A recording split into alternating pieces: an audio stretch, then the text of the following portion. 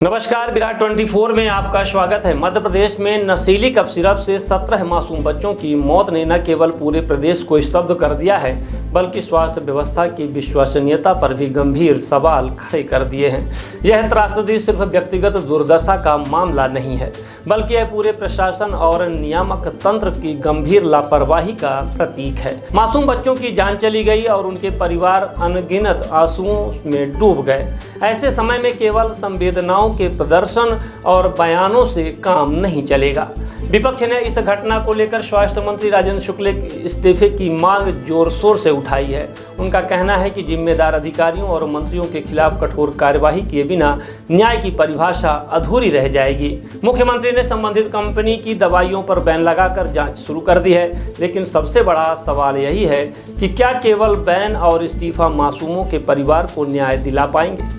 दोषियों की वास्तविक पहचान और उनके खिलाफ ठोस कार्यवाही ही इस त्रासदी का उचित प्रतिकार हो सकता है। इस मामले में स्वास्थ्य व्यवस्था की खामियों को पूरी तरह उजागर कर दिया है। केवल स्वास्थ्य विभाग ही नहीं, बल्कि पूरे प्रशासनिक ढांचे में भ्रष्टाचार और जवाबदेही की कमी देखने को मिलती है। खनिज, ऊर्जा, लोक निर्माण और अन्य विभागों में भ्रष्टाचार की खबरें अक्सर सुनाई देती रहती हैं, लेकिन स्वास्थ्य विभाग में इस तरह की लापरवाही सीधे सीधे मानव जीवन के साथ खिलवाड़ है। नशीली और गुणवत्ताहीन दवाइयों की सप्लाई ने मानवता को शर्मसार कर दिया है। मासूम बच्चों की मौत पर राजनीति होना अत्यंत निंदनीय है। यह समय किसी की निजी या राजनीतिक सफलता का मामला नहीं है। इस त्रासदी में केवल जिम्मेदारों के खिलाफ निष्पक्ष और कड़े कदम उठाना ही न्याय की दिशा में पहला कदम हो सकता है। न केवल कारखाने और कर्मचारियों और छोटे अधिकारियों पर कार्यवाही करना पर्याप्त नहीं है, बल्कि उच्चतम स्तर पर उन लोगों की पहचान करना आवश्यक है जिन्होंने निहित स्वार्थ के कारण जीवन खतरे में डाल दिया।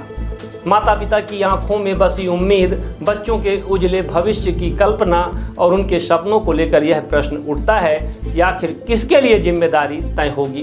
क्या स्वास्थ्य मंत्रालय और प्रशासन सिर्फ औपचारिक कार्यवाही करके जिम्मेदारी से बचने की कोशिश करेंगे, या वास्तव में दोषियों को न्याय के कठोर दायरे में लाएंगे? समाज, मीडिया और नागरिकों की यह जिम्मेदारी बनती है कि वे इस घटना की निष्पक्ष जांच और कड़े कदमों की मांग करें।